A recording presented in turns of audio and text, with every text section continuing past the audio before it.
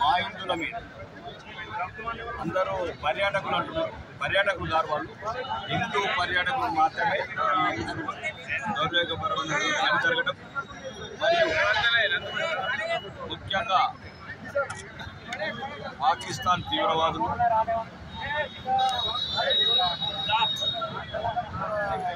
పహల్గామ్కి వచ్చి అప్పుడే పెళ్ళైన 3 జంటలు మరియు ముఖ్యంగా ముస్లిమ్స్ జిహాద్, అందరూ ముస్లిమ్స్ జిహాదీలు కాదు, జిహాదీ మాత్రం అందరూ ముస్లిమ్సే. దుర్ఘటన ముఖ్యంగా ఈ భారతదేశంలో ఉన్న ప్రతిపక్ష నాయకులు ఎవరైతే కాంగ్రెస్, స్టాలిన్, అఖిలేష్ యాదవ్, మమతా బెనర్జీ లాంటి వాళ్ళకు పహల్గామ్లో ఉంటే అర్థమయ్యేది పార్టీలకు అతీతంగా వాళ్ళ చైన్లు కూడా వాళ్ళు వాళ్ళకి ఏం జరిగేదో నేను సంఘటన అర్థమైంది.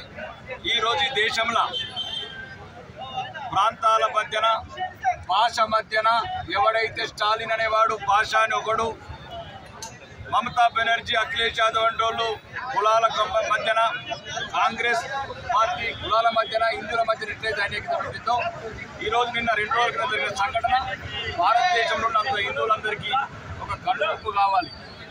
నేను దేవుణ్ణి కోరుకుంటున్నా, ప్రతిపక్ష నాయకులు అందరూ మేల్గా వెళ్తే బాగుండేది, ఈ దేశానికి పెట్టిన దరిద్రం పోయేది. ఎట్లయితే పోయి నా కొడుకులు కులాల మధ్యన చిచ్చు పెట్టి కమ్మోడు, రెడ్డోడు, గౌండ్ల, పద్మశాలను కూడా మా మధ్యన ఎట్లా రెచ్చగొడుతున్నారో ప్రజలు కూడా తెలుసుకోవాల్సింది. హిందువులు నిన్న ఎవ్వరు చూడలేదు అక్కడ కాశ్మీర్లో. ముఖ్యంగా దీంట్లో ఒక గుణపాఠం నేర్చుకోవాల్సింది. కాశ్మీర్ పోకపోతే బతుకుతాం అనుకుంటున్నారు, కాశ్మీర్ కాకపోతే వెస్ట్ బెంగాల్ చంపుతారు, వెస్ట్ బెంగాల్ చంపకపోతే పాత బస్సులు చంపుతారు, పాత బస్సులు చంపకపోతే బయట చంపుతారు, బయట ఆడు లోపల ఏడు. కాబట్టి హిందువులందరూ ఒకసారి కనువిప్పు కావాల్సిన సమయం ఆసన్నమైంది, కనువిప్పు కావాల్సిన సమయం ఆసన్నమైంది. హిందువులందరూ పార్టీలకు అతీతంగా, ముఖ్యంగా ఈ రాష్ట్రంలో ఉన్న కాంగ్రెస్, బీఆర్ఎస్ పార్టీ నాయకులకు చెప్తున్నా, ఇప్పటికన్నా మారండిరా మీరు. చచ్చింది హిందువులేరా, బీజేపీ, కాంగ్రెస్, బీఆర్ఎస్ కాదు, చంపింది హిందువులని. ఇట్లాంటి విషయాలన్నా ఒక్కటై రండి, అందరం కలిసి దేశంని కాపాడుకుందాం, హిందువులను కాపాడుకుందాం. మరి మొన్నటిదాకా పరిగెత్తారు కదా వక్ఫ్ చట్టాల మీద, రోడ్ల మీద ఓడుకోగలిగితే మీ కాలినట్లు. ఈరోజు మీ బిడ్డలు, మీ అన్నదమ్ములు కాదనుకుంటారు కొడుకులారా. రేపా గోళీలు ఆర్మూర్కి వస్తాయి, ఆ గోళీలు ఎర్రవెల్లి ఫామ్ హౌస్కి వస్తాయి, ఆ గోళీలు రేవంత్ రెడ్డి కొడంగల్కి వస్తాయి. అప్పుడు కానీ మీ పైన్ టిప్పి కాల్చేదాకా మీకు జ్ఞానోదయం కాదు. కంపల్సరీ ఈరోజు భారతదేశంలో ఉన్న హిందువులంతా ఒకటి కావాల్సిన అవసరం ఉన్నది. ఈ యొక్క దుర్మార్గమైన పాకిస్తాన్కు, ఇజ్రాయెల్ని స్ఫూర్తి తీసుకొని నా కొడుకులు అంటారు మోడీకి బోలో అంటారు. బరాబరి చెప్తాం మోడీకి. మోడీ మా తండ్రి, మోడీ మా దేవుడు. కొడుకుల్లారా, మోడీ వచ్చిండు. ఇప్పుడు మీకు పాకిస్తాన్ని లేపేసే రోజులు వచ్చినాయి. ఎక్కడ కూడా మిమ్మల్ని ప్రపంచ పటంలో కనబడకుండా చేసే రోజులు వచ్చింది. ఇక ముందు కూడా హిందువులు కూడా మారాలి. ఆడవాడు సెక్యులర్ అని చూడలేదు, కాంగ్రెస్ అని చూడలేదు, ఏ పార్టీ అని చూడలేదు. హిందువులు అయితే చాలా చంపాడు. ఇంకా కొత్త విషయం ఏంటంటే క్రిస్టియన్స్ కూడా చంపారు. జెన్నిఫర్ భర్త ఏడుస్తుంటే కాళ్ళు పట్టుకుంటే 2 ఏళ్ళు పెట్టుకున్నది అనుకుంటే కూడా కాళ్ళు వదలేదు. వాడికి క్రిస్టియన్స్ లేరు, హిందువులు లేరు, ముస్లిమ్స్ తప్ప ప్రపంచంలో ఏ జాతిని ఉండదు అనుకుంటారు.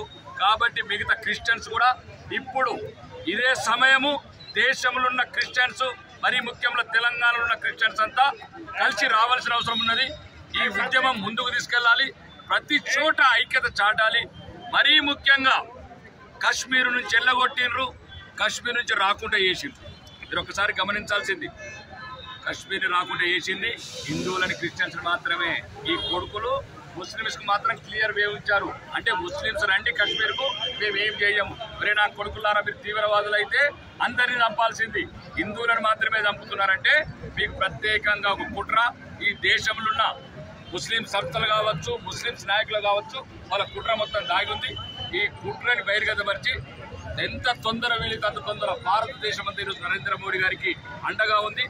మొత్తానికి మొత్తం యుద్ధం మొదలుపెట్టి ఈ ప్రపంచ పటంలో పాకిస్తాన్ అనే పేరు లేకుండా చేయాలని ఇక్కడ ఉన్న ఆర్మూర్ భారతీయ జనతా పార్టీ కావచ్చు, హిందూ సమాజం కావచ్చు, బజరంగ దళ్, హిందూ వాహినులన్నీ ప్రధానంగా ప్రధానమంత్రికి ఒకే ఒక డిమాండ్, పాకిస్తాన్ని ప్రపంచ పటంలో లేకుండా చేయాలని డిమాండ్ చేస్తారు. బోలో భారత్ మాతాకి. మతద్వేషం అనే చిచ్చులో మానవత్వాన్ని మంటగలుపుతుంది అగ్రరాజ్యాల యొక్క ప్రపంచంలో పాకిస్తాన్ అనేటువంటి ఉగ్రవాదంతో మొత్తం యావత్ ప్రపంచాన్నంతా కూడా లేవనెత్తి ఉగ్రవాదంతో దాడికి సుగలుపుతుంది. మరి మనం మనుషులం, కనీసం ఈ మనుషులం మానవత్వం అనే విలువ తెలుసుకోలేకుండా కూడా అనేక మందిని బలిగొన్నది ఉగ్రవాదం. మరి ఈ ఉగ్రవాదానికి మరి అయినటువంటి సరి అయిన సమాధానం చెప్పాలంటే మనమంతా భారతీయులం, హిందువులం. నాటి కాలం నుండి కూడా ధర్మం ఏం చెప్పింది అంటే ఒకటే, అస్త్రము శస్త్రము లేకుండా నిరాదాయుడైనటువంటి మరి ఎవరిపైనా కూడా యుద్ధం చేయనటువంటి నేర్పినటువంటిదే మన ధర్మం. మరి అటువంటి ధర్మాన్ని విడనాడి మన ముందుకు వచ్చారు కాబట్టి కయ్యానికి వారు కాలు దువ్వినట్టే. అందుకోసమని అక్కడనే కాదు, కేవలం మన భారతంలో ఉన్నటువంటి మోడీ ప్రపంచమే కాదు, మనకు సంబంధించినటువంటి ప్రపంచంలో ప్రతి ఒక్కరు వ్యక్తి కూడా సనాతనంగా కూడా ఈ ఉగ్రవాదం మీద మనం దాడి ఎత్తడానికి సిద్ధంగా ఉండాలి. మనం కూడా ప్రతి ఇంటి నుండి కూడా ప్రతి ఒక్క యోధుడై తయారై ఉండాలి. మన భారతావనిని ఎవరో రక్షిస్తారనేటువంటి భావన లేకుండా మనమే రక్షించుకునే విధంగా చైతన్యం చేసి ఒకరొకరు కూడా చేయి కలిపి ముందుకు జరపాలి. మరి ఇటువంటి తుచ్చ రాజకీయాల మధ్య కూడా ఇంకా మన దేశం లోపల ఎంతో మంది ఉన్నారు. రోజుకు కూడా కులం మతం అనే చిచ్చులు గొలుపుకుంటూ మానవత్వాన్ని మంటగొలుపుకుంటూ ఉంటున్నారు. ఎంతోమంది మన ఇక్కడ ఉన్నటువంటి ఆర్మూర్ ప్రాంతమే కానీ, నిజామా ప్రాంతమే కానీ, మన తెలంగాణ ప్రాంతంలో కానీ ఉన్నప్పటికీ కూడా ఇటువంటి చర్చ జరిగినా, ఇటువంటి ఉగ్రవాద దాడి జరిగినా కానీ ఇళ్లలోంచి ఇప్పటికీ కూడా చాలామంది బయటకు రాలేక ఇటువంటి విషయాన్ని సంఘటితం చేయలేదు. ఇది చాలా దుష్ప్రభావం. కాబట్టి ఇప్పటికన్నా పోయిందేమీ లేదు. అందరం బయటకు వచ్చి జాగృతమవుదాం. మన జాతిని, మన హిందూ సాంప్రదాయాన్ని మనం సంరక్షించుకుందాం. క్షత్రం ఇచ్చినటువంటి ఎవరైతే వాళ్ళు అయ్యానికి ముందుగా కాల్గుతారు కాబట్టి ఖచ్చితంగా కూడా దాడి జరగాల్సిందే. ఆ దాడికి మనం సమాధానం అంతా కూడా ఇవ్వాల్సిందే. జై శ్రీరామ్.